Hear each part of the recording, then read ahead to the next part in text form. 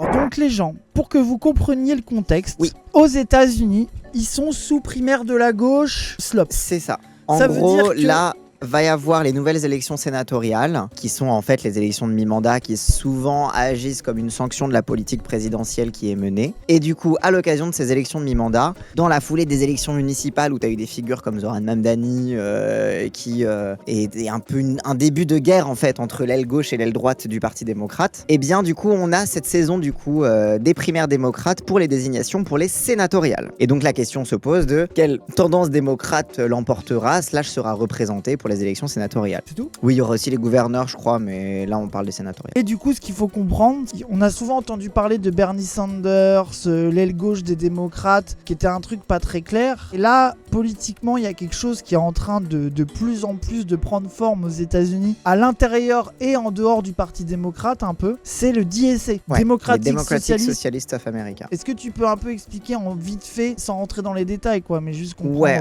Parce que tu dis En ça gros, en les- France, nous on entend Democratic Socialist of America, je me dis ok, c'est Olivier Faure-Prime le bordel. Bah, C'est un peu ça, parce que c'est des ricains, on Les- rappelle. Hein, Oui, mais les DSA version états-unienne, c'est un peu le parti frère de la France insoumise. Hein. Mélenchon avait été invité par les DSA à New York à l'époque des débuts de la campagne de Zoran Mamdani. Je crois qu'il était encore en primaire démocrate pour la désignation à l'élection, bref. Mais les DSA, globalement, c'est un parti de gauche qui est un parti du coup socialiste, Democratic Socialist, et qui fait partie du giron du Parti démocrate, c'est-à-dire qu'en fait, vous avez pas mal de micro-partis, je pense au Working Families Party, au DSA, etc., qui sont des partis à part entière, mais qui vont présenter leurs candidats dans les élections des démocrates, dans les primaires des démocrates, et qui font partie de l'appareil de parti plus large, de la grosse tente du Parti des démocrates. Voilà. Et ce qui est intéressant, c'est que les démocrates, historiquement, ont organisé et verrouillé toutes les primaires pour que les gauchistes puissent jamais y participer. Et là, on C'est est ça. en train de vivre la grosse tente, oui.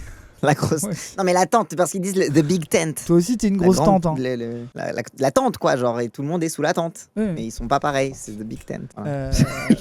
Et du coup, le DSA qui est un peu France insoumise oriented, même s'ils sont un peu moins radicales quand même politiquement. Mais vas-y. Oui. On peut dire que c'est un peu la France insoumise aux États-Unis, voilà, avec quelques soutiens critiques, on va dire. Ils sont C'est en ça. train de faire une razzia dans beaucoup de primaires et ils sont en train, en gros, l'aile gauche, je veux dire la trahison Kamala, l'échec Kamala Harris a mis quand même un clou supplémentaire dans le cercueil de l'héritage démocrate Obama, Clinton et compagnie, même s'ils tiennent encore bien le parti, hein, vous inquiétez pas, hein, mais ils ont quand même pris un peu de plomb dans l'aile. Et pas Et que les aussi, DSA ça- sont là quand même en alternative au truc, quoi. C'est ça, et même il y a pas que ça, parce que bon, t'as aussi t'as clairement la question palestinienne qui a énormément radicalisé une grosse partie de la base et qui a donné énormément de fuel au DSA. Mais t'as pas que ça, t'as aussi la trahison un peu soft des anciennes figures du renouveau de gauche qu'il y avait en 2017, comme Alexandria Ocasio-Cortez, où genre t'as clairement des interviews aujourd'hui où on la réinterroge sur définancer la police, vous étiez pour définancer la police pendant Black Lives Matter, et elle est en mode ah oui, c'était le wokisme un petit peu de l'époque, mais aujourd'hui, vous savez, on comprend que c'est plus compliqué, etc. Donc, t'as même un petit peu ces figures qui étaient dans la foulée de Bernie Sanders pendant le premier mandat de Donald Trump, qui étaient un Là, peu tu parles censés de être le AOC, renouveau là, et on est l'aile gauche. d'accord. Hein. Là, je parle d'AOC, ouais, c'est ça. AOC censé être qui était un peu la Clémence Guettet états-unienne, où tout le monde était C'est horrible pour Clémence Guettet. non mais si, dans le sens où tout le monde l'a sucé. Oui, Où tout c'est le ça. monde l'a sucé en mode c'est vraiment la suite, et en fait elle a fait que se droitiser. Et je pense que tu vois, faut pas non plus faire un sort. Je pense qu'il y a, tu vois, avoir AOC qui deviendrait présidente par exemple, ça serait quand même mieux que Kamala. Elle est quand même plus à gauche que Kamala Harris. Tu vois, donc j'ai l'impression que le spectre, il y a le libéral démocrate Kamala Harris, Obama Clinton. Entre les deux, t'as AOC Bernie qui sont un peu mous sur la Palestine, même s'ils sont moins pires, et même Zoran Mamdani qu'on peut mettre un peu avec eux vite fait. Bah, qui à l'échelle des DSA, t'as l'aile droite des DSA. Mais voilà, sachant que les DSA, c'est l'aile gauche du Parti démocrate. Et à l'intérieur des DSA aussi, t'as des gens qui sont vraiment très très très radicales, mais qui sont pas dans les figures. Tu vois, j'ai l'impression que c'est quand même des gens qui sont pas totalement dans les figures directement impliqués dans des élections gagnables, quoi. Bon voilà, c'est un peu le paysage politique à la gauche actuelle en caricaturant un peu, quoi. Voilà. Abdoul est à droite de Mamdani. Qu'est-ce qui te fait dire ça? Je lis beaucoup ça, mais Sayed, le candidat démocrate, n'est pas membre du DSA. Il a dit qu'il était capitaliste, même s'il est proche. Oui, mais il est totalement soutenu par le DSA. Genre sa campagne, elle a été menée par justement cette nouvelle vague de gens proches du DSA, et notamment, on va en parler à travers Hassan Abi, les gens démocrates qui ont eu un passé politique plus ou moins radical se font un peu cornériser par Hassan Abi et son soutien. Et que je pense que lui justement, quelles que soient ses positions politiques, il risque de pas avoir trop le choix vu comment son élection a été gagnée en partie comme ça, quoi. Il est juste progressiste, pas socialiste. Même les socialistes qui sont socialistes. Bon. Non mais oui, même les socialistes, ils le sont pas tant que ça aux États-Unis, les gens. Anyway. Hein. Alors vous allez me citer telle personne qui est syndicaliste, blabla, etc. Mais bon, on va pas se mentir, on parle des États-Unis. Voilà. Mais en tout cas, c'est clair qu'il fait partie un petit peu de cette nouvelle génération à la gauche du Parti démocrate, qui fasse partie de DSA ou pas, qui crée un peu un levier et qui inquiète en tout cas l'arrière-garde démocrate très pro-business, surtout très pro-Israël, etc. quoi. C'est ça. Et du coup, lui notamment, il a réussi à gagner une primaire démocrate au Michigan qui avait l'air pas d'être facile d'être gagnée. Et surtout, il l'a gagné, malgré que vous disiez que c'est le GOAT le plus grand des droitards, en étant musulman et en prenant des positions plutôt pro-palestiniennes, même si ça reste très international law slop, on va dire. Il est en mode c'est un génocide, blablabla. C'est très France Insoumise au niveau de la position, quoi. C'est ça. Mais il faut savoir que Abdoul El-Sayed, avant qu'on lise l'article du Monde, c'est pas la première fois qu'il se présente. Il s'était présenté en 2017-2018 pour être gouverneur du Michigan. Et à cette période-là, le Parti démocrate, pendant la primaire, avait essayé de faire du lawfare contre lui, et avait essayé de contester son éligibilité en disant que il avait pas résidé assez longtemps dans le Michigan pour être éligible, etc. Donc il y a déjà une histoire où au final il était éligible et il est arrivé deuxième, et donc ça restait quand même une figure politique qui était plutôt favorisée à l'intérieur du Parti démocrate, même s'il a pas gagné. Donc c'est pas sa première tentative et c'est pas la première fois que le Parti démocrate essaie de lui mettre des bâtons dans les roues, et voilà, c'est un peu une figure que les démocrates veulent pas trop voir monter et qui sont prêts à aller jusqu'à contester sa légitimité à se présenter, quoi. C'est ça. Du coup, voyons l'article, voyons voir un peu ce qu'ils disent, le truc un peu, c'est quoi, c'est dans Le Monde, ça, c'est ça ? C'est Le Monde, ouais, c'est un article qui résume le truc, après on verra les petits extraits. Le médecin de 41 ans représentera le Parti démocrate aux élections, un scrutin à haut risque, etc. Au moment où l'aile gauche n'en finit plus de bousculer une direction gétrocentriste. Donc tu vois, il est quand même identifié, il est plutôt identifié à l'aile gauche, quoi.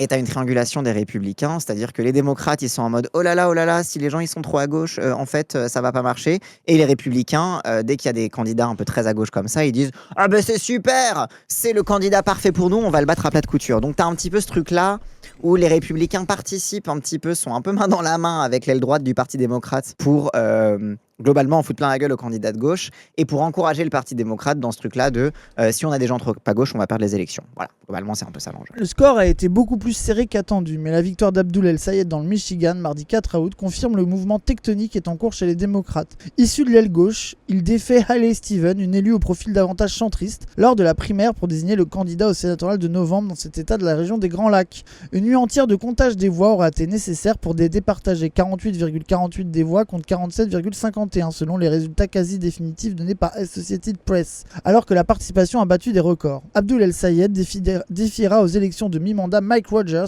un ancien élu républicain au Congrès aligné sur le mouvement MAGA, qui a le plein soutien de Donald Trump. Né dans la banlieue de Détroit de parents égyptiens, Abdoul El-Sayed deviendrait, en cas de succès en novembre, le premier musulman à siéger au Sénat. Donc déjà rien que ça, quand bien même il soit pas l'anticapitaliste que vous pensez qui existe aux États-Unis, même si vous êtes complètement dégénéré, rien que le fait que ça soit un musulman, là moi j'ai vu des vidéos où ça le filme en train de dire Inch'Allah, scandale aux États-Unis, il prend cher en termes de racisme, etc. quoi. Là il y a une offensive raciste contre lui qui est assez vénère, quoi. La preuve, ça serait la première fois qu'un musulman pourrait être élu au Sénat, quoi. Ouais, et pour vous donner un peu une idée, le Sénat, il y a environ une centaine de sénateurs, là où donc il y a moins de représentants en fait, et la Chambre des représentants, donc là où il y avait AOC, etc., donc il y a un peu l'Assemblée nationale, il y a 435 représentants. Donc il faut vous dire aussi qu'une voix au Sénat compte plus qu'une voix à la Chambre des représentants. Voilà. Médecin épidémiologique de formation, ancien responsable de la santé publique de la métropole du Michigan et podcasteur populaire, il n'avait pas d'expérience en politique, si ce n'est une candidature malheureuse à la primaire démocrate pour le poste poste de gouverneur de l'État en 2018. Voilà, Après, le du truc coup, que j'ai expliqué. c'est si moi, pas d'expérience en politique. Si t'as été candidat à la primaire démocrate, c'est que t'as de l'expérience en politique. Bah, et surtout, si T'arrives t'as... pas là du jour au lendemain, mais bon, vas-y. Non, mais et surtout, si tu as siégé dans plusieurs conseils de santé publique, etc., tu as approché de Oui, près la voilà. gouvernance concrète d'un État, quoi. Oui, c'est ça. Bon, À 41 ans, il se retrouve propulsé sur la scène nationale, tant ce scrutin revêt d'enjeux particuliers. Il y a d'abord l'arithmétique électorale. Les démocrates détiennent 47 sièges au Sénat contre 53 pour les républicains. Et, en cas d'égalité, la voix du vice-président, J.D. Vance, est décisive. Pour dominer cette assemblée, les démocrates doivent donc conquérir 4 sièges et n'en perdre aucun. Or, celui du Michigan, un état bascule, en gros c'est un endroit qui un swing state. qui peut être entre les deux, parce que t'as des états C'est ça. que les Une élection démocrates à ne l'autre, gagneront. c'est soit à droite, soit à gauche. T'as des États que les démocrates ne gagneront jamais, des États que les républicains ne gagneront jamais, et les États où ça se joue, c'est ceux où les deux peuvent gagner, quoi. Et en gros, t'as des gros enjeux sur ces endroits-là où c'est chaud de voir qui va y arriver, quoi. Or, celui du Michigan, un état bascule où les élections sont historiquement très serrées, est aussi à risque pour les démocrates qui sont les sortants. Le sénateur Gary Peters a décidé de ne pas se présenter. Il y a ensuite la dynamique politique. Abdul El-Sayed a remporté la primaire en incartant le courant progressiste à la gauche du Parti démocrate face à la modérée Haley Stevens qui avait le soutien de l'appareil, notamment du sénateur sortant. Il a été élu sur un programme résolument social. Il défend la couverture santé pour tous, dénonciation de l'ICE, police de l'immigration qu'il veut abolir, position pro-palestinienne. Tant le conflit au Moyen-Orient est devenu un marqueur et une source de clivage au sein des démocrates. Haley Stevens défendait une liste davantage pro-israélienne et avait le soutien des principaux groupes de financement américains en faveur de l'État hébreu, dont l'American Israel Public Affairs, l'AIPAC Committee, devenu un véritable repoussoir pour une partie de la gauche. Et ça, et genre, l'AIPAC, elle est pas... alors attends, je sais plus Oui. où c'est, j'ai un graphique. Ouais, c'est ça. L'AIPAC, 30 millions de dollars. Regardez, ça c'est l'argent dépensé. Haley Stevens, Ouais. 70 millions dépensés dans sa campagne. Et lui, 7 millions. C'est déjà énorme, 7 millions, c'est ça que je trouve fou. Après, Et c'est sur les à l'échelle 80 d'un État, hein, c'est à l'échelle d'un oui, pays oui, entier, bien sûr, presque. bien Ouais. sûr. 80 millions, dont 30 d'un lobby pro-israélien. C'est Ça veut dingue. dire... Non, 63 millions, dont 30. Donc presque la Oui, moitié de sa thune 63 millions, vient du dont lobby 30. pro-israélien. Voilà. Et elle a été, là, quand tu regardes sa page Wikipédia, elle a été, saluée par par AIPAC pour son soutien d'Israël et l'a décrit comme l'allié puissant de l'Amérique, une démocratie et un phare d'espoir, etc., etc. Donc elle est vraiment, elle se décrit elle-même comme une démocrate pro-Israël, fièrement pro-Israël, quoi. Genre c'est vraiment une meuf, c'est une turbo-raciste, quoi, globalement. Et c'est là où tu vois le nouveau clivage à l'intérieur du Parti démocrate sur la question palestinienne. Ça a l'air fondamental. Et quand tu vois l'argent que les lobbies pro-israéliens arrosent sur les candidats sionistes, ça prouve à quel point il y a un enjeu politique aux États-Unis sur ça, quoi. Oui, largement.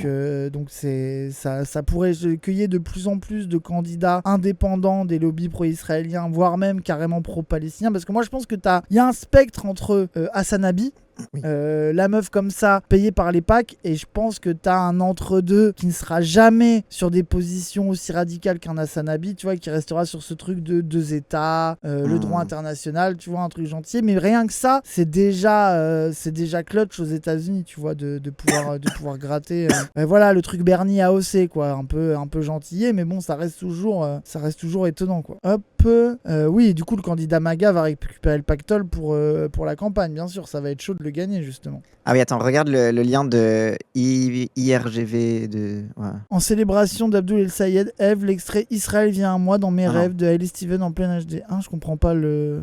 Ah oui, c'est genre en mode pour la victoire, je vous rappelle ce moment de Haley Stevens où elle disait qu'elle rêvait d'Israël, c'est ça? Ouais, c'est ça. And in the United States Congress, I will continue to fight for the people of Israel. I will continue to fight for Israel's existence. Israel comes to me in my dreams. I see Israel's future, and I know that Israel will continue to exist for the Jewish people. And in the United States Congress... C'est vraiment... Waouh, mais attends, mais c'est la folle du bus, hein. Elle est complètement... En train de trembler sur son micro. Israel, come to me in my dreams. Waouh. Mais et ça, les gens, c'est une démocrate. Ouais. C'est là que tu vois que le Parti démocrate, c'est comme si le PS, c'était le seul endroit où la gauche pouvait exister, quoi. Où on se retrouvait à être dans le même parti que je sais pas, que Éric Nolot, quoi. Ou j'en sais rien, parce que là, c'est du Éric Nolot slop. Bon, je sais pas. Et puis pareil, c'est une turbo-belliciste, elle est pour le changement de régime en Iran, elle est en mode presque... Genre, en juillet 2026, elle a nié que les actions du président Donald Trump en Iran étaient à cause de l'influence d'Israël, en disant Donald Trump fait ce qu'il fait. Donc même, elle est contre la guerre de Trump en Iran, même si elle est pour le fait d'un changement de régime. Elle dit mais c'est pas la faute d'Israël, arrêtez de dire que c'est la faute d'Israël. Ouais, elle est en mode bon, faut y aller. Mais Trump, Oui. la manière dont il y va, c'est pas bien. Et c'est pas avec Israël qu'il y va. Et si c'était moi, en gros, j'irais avec Israël et là, on ferait ça bien. Voilà, c'est un peu ça le sous-entendu, quoi. Ok, ouais. Bon, vous voyez quand même contre quoi ils sont censés se battre. C'est quand même un peu une dinguerie, quoi. L'appui financier dont a bénéficié la candidate a d'ailleurs été au centre de cette campagne, marquée par des attaques virulentes des deux côtés. Jamais autant d'argent n'avait été dépensé pour une primaire démocrate, 60 millions de dollars investis par des donateurs extérieurs pour promouvoir la candidature de Hailey Stevens et éreinter celle d'Abdoul El-Sayed. Des noms démesurés, même à l'échelle de la politique américaine. Pour comparaison, c'est 2,5 fois le budget maximal autorisé pour un candidat qui a atteint le second tour à la présidentielle française. Alors qu'il s'agissait d'une primaire partisane. L'élection générale de novembre promet de faire exploser à nouveau les compteurs en la matière. Abdoul El-Sayed s'est nourri de ce flot d'argent déversé en faveur de sa concurrente. Menant une campagne de terrain efficace, il n'a cessé de dénoncer l'achat des élections par les plus riches et de promettre de redonner du pouvoir d'achat aux habitants du Michigan, un état durement frappé par la désindustrialisation automobile ces dernières décennies. Notamment la ville de Détroit, etc. Et c'est clair que tu avais vraiment un truc David contre Goliath où il y avait Bernard Tapie dans le chat tout à l'heure qui disait comme la propagande israélienne marche moins, ils ont besoin d'injecter encore plus de thunes. Mais du coup, ça a un effet contre-productif parce que du coup, ça révèle encore plus l'indécence et la démesure des moyens et le truc de vas-y, toute la thune qui est pas investie pour le peuple américain. Tu sais, genre, ça donne un argument populiste facile en face, quoi. Bah oui, c'est ça. Après avoir remporté cette primaire d'un cheveu, alors que les sondages lui donnaient une large avance, bah oui, tu m'étonnes que c'est d'un cheveu le niveau de Il a pris 60 millions d'euros de propagande sur la gueule. Lui, il en a eu 7. Tu m'étonnes qu'il ait eu du mal à la gagner, la primaire. Enfin, c'est même une dinguerie qu'il ait réussi à gagner ça, vu ce qu'il a pris sur la gueule. Il va devoir désormais rallier la frange plus centriste, qui a voté en faveur de Hailey Stevens, ainsi que les indépendants, qui font souvent la décision dans les élections américaines. Bon, ça c'est classique le monde, hein. Il va devoir gagner le deuxième tour à droite, j'en sais. Oh là là. Oui, non. Et après, c'est à voir ce qu'il va faire, tu vois. Sa désignation est la dernière d'une série de victoires de candidats estampillés à gauche au sein du Parti démocrate qui défient la direction du mouvement jugé trop centriste. Zoran Mamdani, le maire de New York socialiste revendiqué, est le symbole le plus visible de ce mouvement de fond. 3 candidats soutenus par ce dernier ont ainsi été élus dans sa ville face à des adversaires plus modérés en juin, lors des primaires pour les élections à la Chambre des représentants. Leur circonscription étant acquise aux démocrates, ils devraient rejoindre le Congrès à Washington en novembre et grossir le rang du groupe des progressistes. Dans le Colorado, Melad Quiros, soutenu par Bernie Sanders, sénateur du Vermont, figure de l'aile gauche du parti, a battu la représentante sortante Diana DeJette, qui avait le soutien de la direction du mouvement. Madame Quiros, en plus d'être démocrate, est membre des démocratiques socialistes of America. À l'instar de Monsieur Mamdani, Abdoul El-Sayed se revendique de son côté capitaliste, opposé au monopole. Mais après, désolé, mais... Bah oui, c'est que en fait... Zoran Mamdani, c'est un capitaliste aussi, stop. Oui. Le fait que, désolé, les démocrates socialistes, après, là, croire que c'est l'extrême gauche, ça me fait mourir de rire. Après là, c'est bon, il a mis en place son truc d'épicerie municipale. Ouais, non, par contre, il a l'air de travailler. En vrai, il fait vraiment des trucs. Et en plus, il a vraiment, Mamdani, il a vraiment un truc, mais qui est tellement efficace. T'as plein de gens sur TikTok qui filment parfois la chaussée qui est un peu défoncée, etc. Ils disent monsieur Mamdani, etc. Et 2 heures après, ils reviennent et 2 heures après, c'est bouché. Genre, en fait, il a vraiment une façon de diriger la ville qui est exactement le type de propagande par le fait qu'il faut faire, quoi. Non, mais Mamdani, là, il est très très chaud, hein. Franchement, et même là, c'est ce que Hassan il expliquait. On va en parler d'Hassan après, j'attends un peu. On va en parler. Dans le Maine, Graham Platner, également très à gauche, avait remporté la primaire démocrate pour l'élection sénatoriale après le retrait de Janet Smith, la gouverneure de l'État, donnée largement battue dans les sondages. Cet ostréiculteur, vétéran de l'armée, avait percé sur la scène politique en quelques mois avec un discours populiste assumé, une campagne de terrain efficace et un talent oratoire indéniable. Les multiples révélations révélations sur son passé et les accusations de violences sexuelles dont il a fait l'objet ont finalement eu raison de sa candidature. En gros, ce qui s'est passé avec Graham Plattner, c'est qu'il avait un tatouage nazi et il expliquait que c'est quand il était en Europe, basé au Kosovo ou en Serbie, qu'il était dans l'armée et que ou alors non, il était déjà dans une société militaire privée et qu'ils étaient allés se faire des tatouages, etc. Ils avaient pas regardé, etc. Enfin bref, donc il avait vraiment un truc en mode Totenkopf. Et donc déjà, t'avais un peu tout ce truc où les gens étaient en mode alors bon, et il était en mode non mais je regrette, etc. Genre tu sais, il était vraiment en mode. En fait, Graham Plattner, c'était vraiment le mec qui avait vraiment le discours j'ai des PTSD de l'armée et j'ai réfléchi là-dessus, je suis en thérapie et je comprends que la masculinité toxique c'est pas bien, tu vois. Genre c'était vraiment un peu ce gars-là, tu vois. Sauf que bon, il y a eu plusieurs accusations de viol un peu plus récentes que ça déconstruction et du coup bah voilà quoi. Ok. Mais pas de saline politique. Pour le remplacer, la branche locale des démocrates a désigné Troy Jackson, un bûcheron, également labellisé progressiste, qui défiera la républicaine sortante Susan Collins dans un scrutin crucial pour le contrôle du Sénat. Voilà, ils sont restés sur un mec un peu prolétaire. Espère peser au Congrès à Washington et sur la désignation du candidat à l'élection présidentielle 2028, même si les progressistes, qui ne sont pas toujours alignés entre eux, restent pour l'instant minoritaires avec une centaine de représentants et une petite dizaine de sénateurs. Ils doivent d'abord prouver qu'au-delà des grandes villes de la côte Est, leur ligne peut l'emporter face aux républicains dans des scrutins serrés. Donc là, en gros, t'as un peu cette vague de fond sur ça, et notamment c'est qui Hasanabi aussi il a fait gagner une meuf dans des primaires aussi il y a pas longtemps. Enfin là, en ce moment, ce qui est intéressant, Hasanabi est en train de devenir l'un des hommes forts de la gauche et même de l'extrême gauche états-unienne du coup, parce que en gros donc c'est un streamer très très connu qui était surtout très présent et très connu sur internet, qui un des plus gros streamers là s'est mis à organiser son public pour faire campagne. Et par exemple dans le cadre des primaires ou des élections, il y a beaucoup aux États-Unis une stratégie de phone call un peu,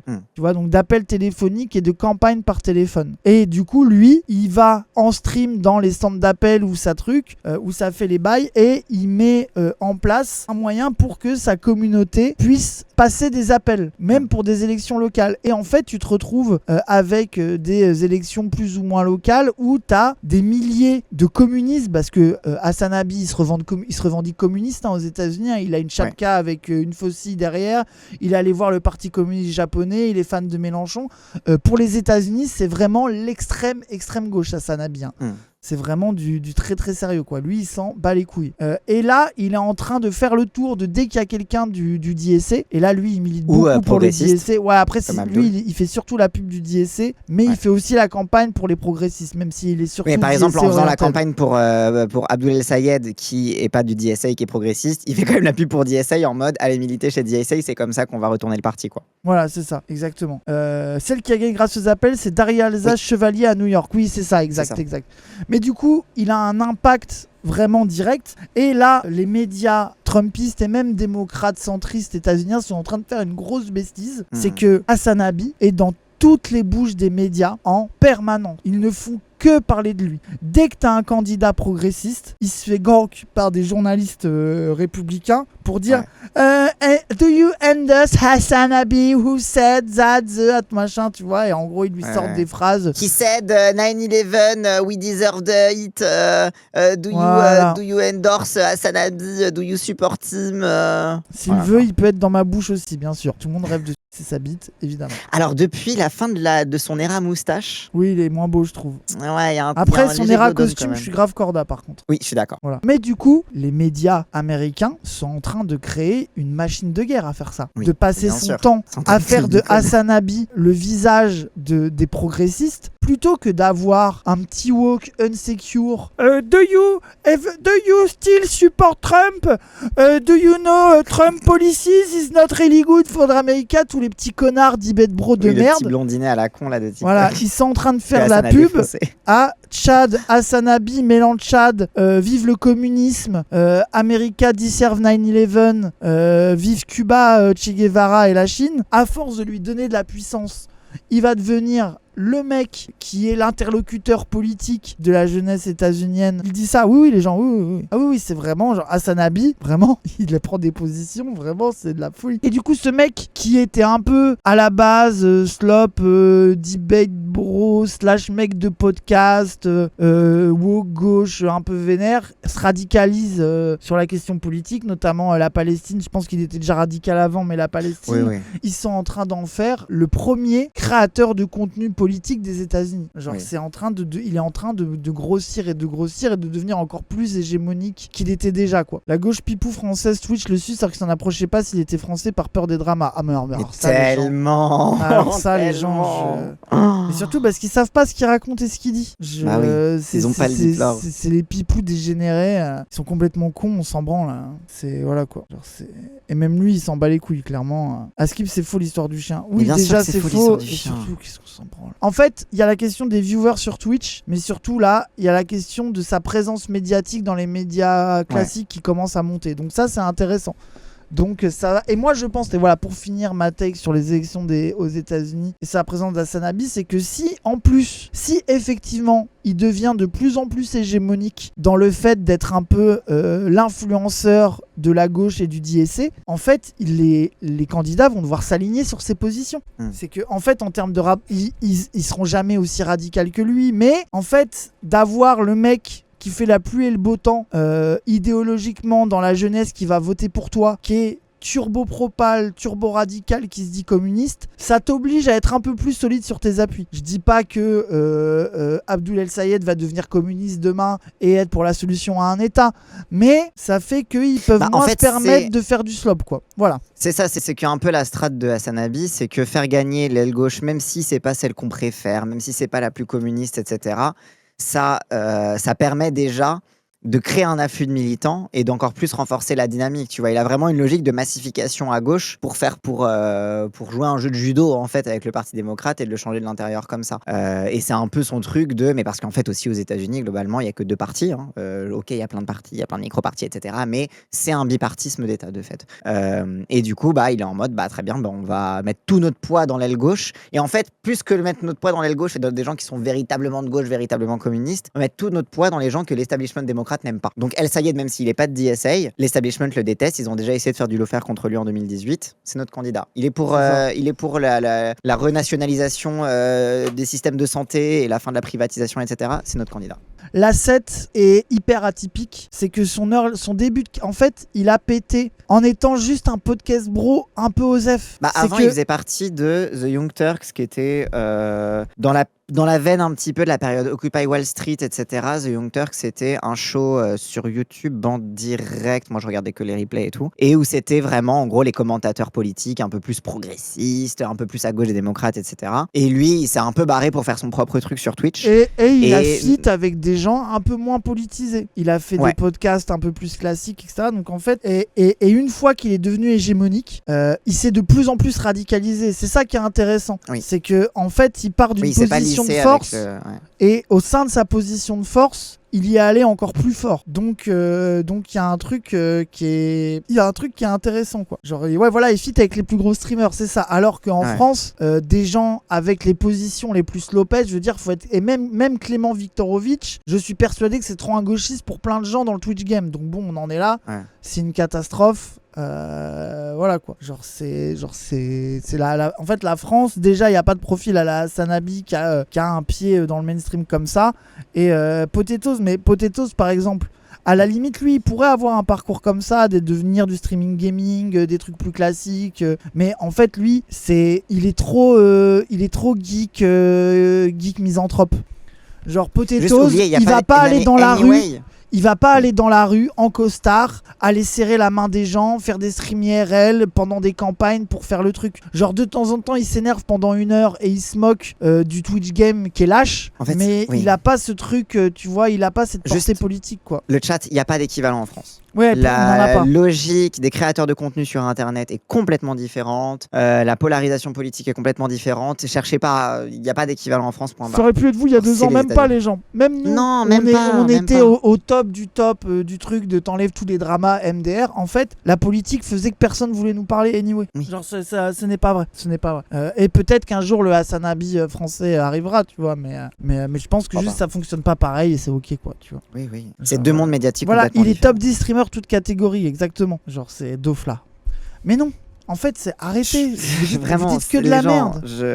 Oui, Sam, mais non plus. Non, mais là, c'est du troll. Mais ça y est, troll, je pense. Personne ne parle plus à Dofla depuis son art politique. Mais oui, en fait, vous ne vous rendez pas compte à quel point le influencer game YouTube Twitch est rempli de lâches immondes. C'est des mollusques politiques terrifiés, angoissés, obsédés par leurs OPSP, quoi. Genre vraiment, genre c'est finito là. La France, ça ne se jouera jamais avec le Twitch game. Ça aux États-Unis, n'arrivera pas. T'as une vraie culture de l'entertainment politique avec les podcasts, les trucs Joe Rogan, etc. qui sont vraiment mainstream. En France, ça n'existe pas. En France, dès que t'es un peu politique, tu sors du mainstream. En fait, sur Internet, parce que regarde, Oui, sur Internet. à la télé, ça ne parle que de politique. La télé, c'est ça, bien sûr, oui. C'est là où il y a un paradoxe en France, c'est que le contenu politique est hégémonique à la télé, c'est ce qui state le plus. Il suffit de voir Mélenchon aux 20h ou les débats, à quel point ça fait des... Mais sur Internet, on est rempli de golemons qui sont en mode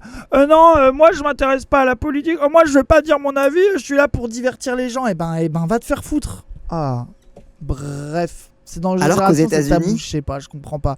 Et aussi notre gauche est remplie de petits connards arrogants, hypocrites, insupportables, qui sont obsédés par leur petite place et leur respectabilité dans leur petit milieu de fils de pute, de bourgeois journalistes.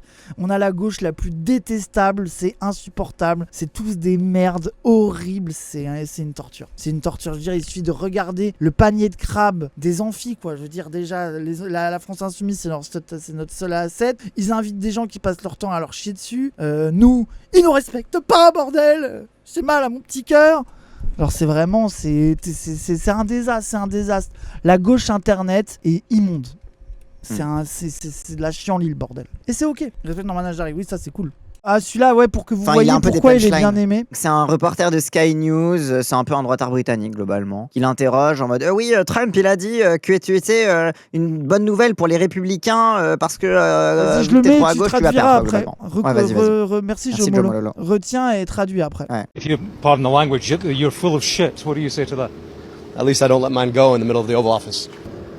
Voilà, Abdul. en gros, il dit ah voilà, Trump il a dit que t'étais full of shit et il a dit au moins enfin t'étais plein de merde et en gros au moins ma merde je la laisse pas couler dans le bureau ovale quoi. Okay. Genre il fait un peu des punchlines comme ça et en vrai il a du répondant. C'est ce que Hassan Abi il expliquait, c'est que il y a eu le changement de paradigme de Trump a été dur à comprendre pour les démocrates et ils ont passé 10 ans à rester dans leur posture un peu polie, nulle, etc. De respectabilité. Et il disait le problème c'est qu'il y en a qui ont cru que être Trump c'était dire des mots vulgaires, de dire fuck ou quoi. Il était en mode mais non. En fait Trump c'est ça, Trump c'est juste avoir une bonne punchline un peu crade à des moments. Et en gros lui il y a plein de petits moments où il a eu des petites punchlines comme ça, genre tu sais prise toute seule comme ça paraît pas un truc de fou. Il a dit que t'étais une merde, oui moi au moins je la laisse pas couler dans le bureau ovale. Bon tu vois genre ça. Mais aux États-Unis ça fait parler tout le monde. Genre la Sky News, 256 000 likes les gens. Pour que vous compreniez quand même la dinguerie. C'est que cette petite phrase, pour moi, c'est comme le tweet de Mélenchon, elle se casse le cul dans sa piscine pendant que je me casse le cul pour les ouvriers, tu vois. Là, par exemple, aussi, ça, c'est un truc qui a pas mal tourné, que je vois beaucoup de gens commenter, des TikTok qui imitent ce moment-là un peu. On vous le met, les gens qui parlent pas anglais, Cassan essaiera de vous le traduire en vite fait après. Focus on my name. My 11-letter first name. Now, Mike, I'm just going to remind you, if you don't know how to say the name, keep the name out your damn mouth. Là, il a dit si tu sais pas dire mon nom, laisse-le en dehors de ta bouche. Oui, c'est ça, parce que comme il s'appelle Abdul Rahman. Or just call me Abdul. But I got some opinions about his name. See, it's very fitting for him, Rogers. Because that's his answer every time a corporation or Donald Trump tells him to do something. Mike, we need you to put a data center in the backyard. Roger. Ah oui, c'est le truc compris aux États-Unis, genre. Oui, c'est ça, genre Roger en mode. Le truc ok, un peu c'est pour dire c'est le laquais de Donald Trump, quoi. Oui, c'est ça. Mike, we need you to hike their prescription drug prices. Roger. Mike, we need you to rubber stamp this war we shouldn't be fighting. Roger. Mike, and this one's Donald Trump. I need you to lick these boots. Roger. Voilà, ils vont, tu vois un peu le truc où les gens sont un peu contents d'avoir quelqu'un de la gauche des démocrates qui est un peu rentre dedans. Oui, c'est ça, voilà. Ça leur fait Il y a plaisir. un peu des punchlines qui s'en bat les couilles. Merci Merlin Le Naon. Merci Merlin Le Naon. Je comprends pas. Je comprends pas. Oui, en gros, il fait un jeu de mots. En gros, il dit tu sais pas dire mon nom, alors que toi ton nom il est parfait, tu t'appelles Roger, donc en mode ok, d'accord, très bien. Ouais, aux États-Unis, c'est pour dire bien compris en mode militaire, oui, quoi. C'est ça. Et en gros, il dit, par exemple, quand Trump, il te dit, quand les corporations te disent on va mettre un data center ici, tu dis Roger. Quand Trump, il te dit lèche mes bottes, tu dis Roger. Enfin voilà. Voilà. Et ça a fait un peu un mème, etc. quoi. Donc à voir la suite des événements aux États-Unis. Il y a quelqu'un qui a dit oui, se baser sur l'aura, c'est nul. Non, mais politiquement, il y a des trucs bien aussi, quoi. Et bien évidemment, t'as nos Jean Quatremer locaux qui disent regardez, sa femme, elle porte le voile, Oh c'est un là islamisme, Oh un là islamiste, là. oui. Mais c'est Two parce que c'est very toute la different propagande. Americas. Ils veulent vraiment perdre les élections, c'est aussi un message à destination de la France, tu vois. C'est en mode, c'est un peu leur go woke, go broke électoral, quoi. C'est un peu, oh là là, si vous mettez des musulmans, vous allez perdre les élections, ce sera bien fait, ce sera votre faute le fascisme. Non, le fascisme, c'est votre faute de gagner les élections toujours au centre et du coup de vous droitiser parce que le centre, il passe sa vie à se déplacer à droite, quoi. Bref, bon, Jean Quatremer, c'est une espèce de fave, pourquoi on parle encore de lui. Bref. À suivre des aventures aux États-Unis qui seront intéressantes et surtout Hassan Abi qui a dit que Jean-Luc Mélenchon était le plus grand homme politique occidental actuel. Bien sûr. Et que et je pense qu'on va le revoir pendant la campagne, Hassan Abi, à mon avis. Oui. À mon avis, ça va l'intéresser de suivre ce qui se passe. Invitez-le pendant la campagne. Ouais, pourquoi pas. Oui, si on peut, ouais.